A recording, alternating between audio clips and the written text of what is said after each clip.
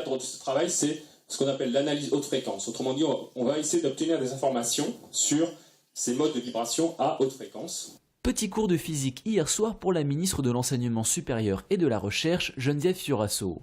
L'occasion de réaffirmer son soutien à la recherche à la française, dont le rythme doit selon elle être respecté. Les chercheurs ne doivent pas travailler en permanence sous la pression des budgets, certaines étapes sont incompressibles.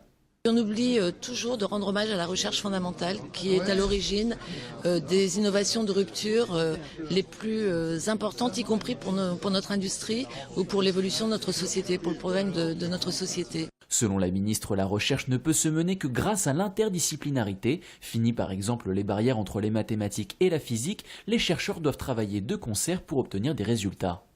Autre combat réaffirmé hier soir, l'obtention de visas pour les 40% de doctorants étrangers et la féminisation de la recherche. Il n'y a pas suffisamment de femmes, alors même que les jeunes filles titulaires de baccalauréat scientifique ont des notes qui sont meilleures en moyenne que celles des garçons. Simplement, il y a un problème culturel qui font qu'elles n'ont pas suffisamment confiance dans leurs propres compétences et dans leur capacité de réussir des études scientifiques.